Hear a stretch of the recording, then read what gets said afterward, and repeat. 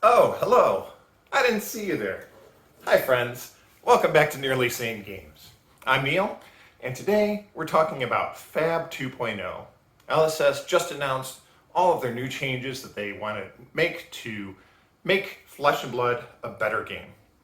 Now, first off, we have the History Pack. History Pack 1 is going to start off with cards from Welcome to Wraith, Arcane Rising, and Crucible, all wrapped up into one 36-pack box. Now, box is only going to contain, it is going to contain 36 packs, but only 10 cards per pack. Now, one of the things I found interesting about their product announcement for this was that there's only 9 legendaries. Now, kicking out Cheyenne is not unexpected, but I wouldn't expect her to be in there. But Welcome to Wraith and Arcane Rising each have 4 legendaries for their 4 heroes, plus an extra generic one.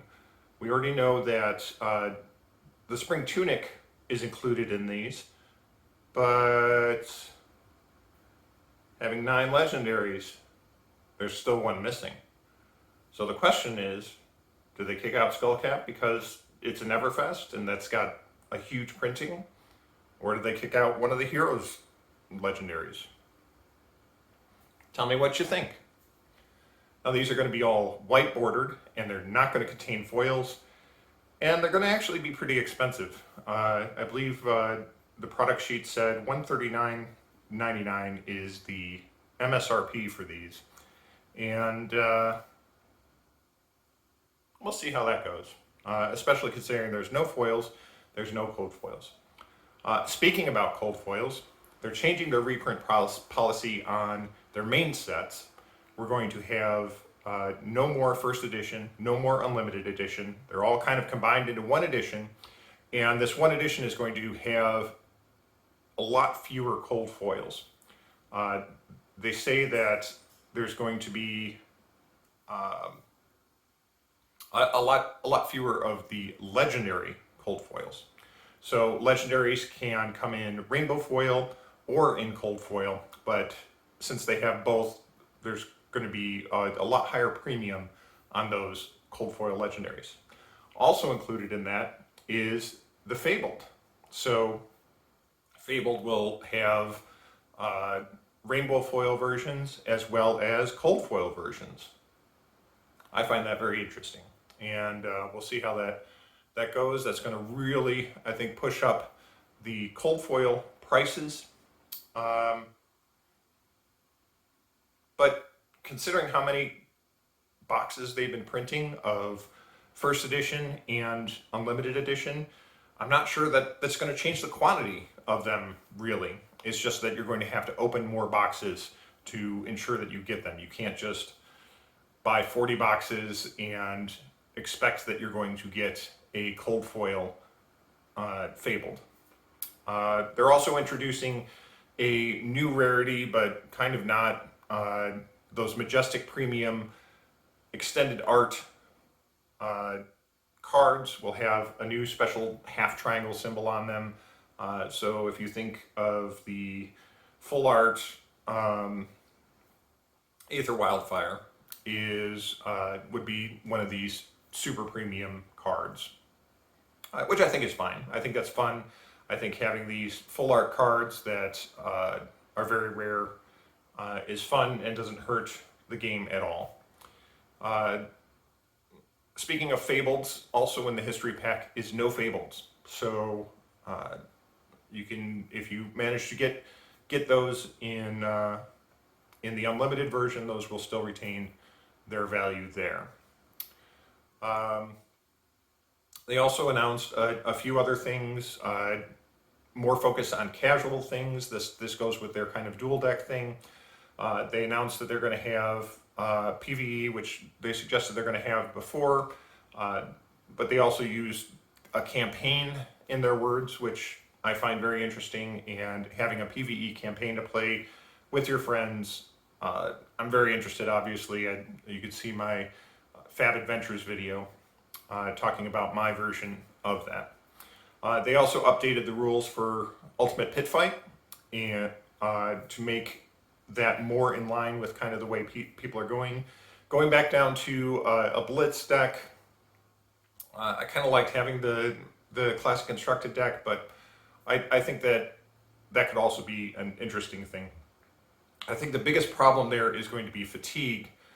When you're playing against 3 other players, and you have to defend a lot, having your deck go to fatigue is going to be a lot easier, and I think that's going to end up with potentially some draw scenarios where you attack, with your last attack I have to block. I guess one person would still have some amount of resources available to them. Officially recognized Commoner as a format, which I like. This gives us some solid rules. All your cards must be common. Blitz build, but you can have up to 2 rare equipments, or but not the Majestic Heroes. I feel like that's a mistake. I feel like any Blitz hero should be allowed. I don't think that having Cheyenne is going to give you any special abilities, or having Icelander. I think that with the common cards in your deck, I think that's fine. The rare weapons, I think, are not very powerful, so I think those are fine in there as well. They made some Living Legend updates and included Living Legend weapons, or weapons that will retire with the hero. And I have a little bit of mixed feelings on that. I do like that we're retiring weapons as well. I personally very much like that.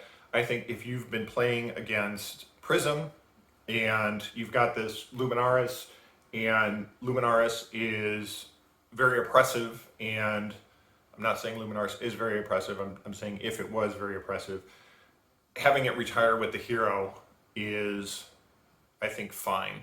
I think that the Kodachis is an example that I would definitely get behind, because I hate the Kodachis, and I don't care if it's Ira or Katsu.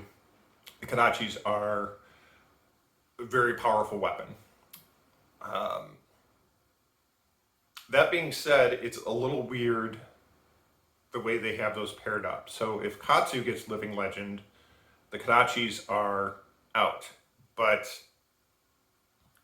that means Ira can't use them either, which is a little weird. It gets weirder when you get to Kasai, who has the sabers. So potentially Bolton could Living Legend with the sabers.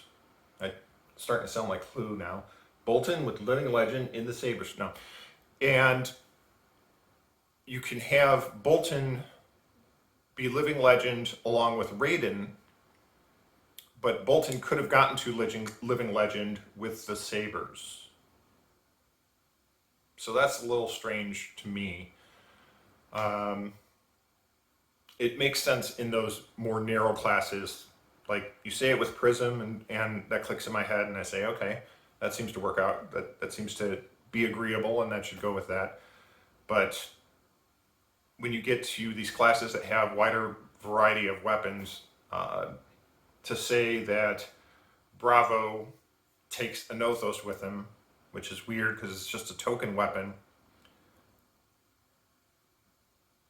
That's weird. Why does Bolton get the Majestic weapon and Bravo just gets the token weapon? Why don't aren't the axes tied to Bolton? So there's a little weirdness in there. I understand the idea.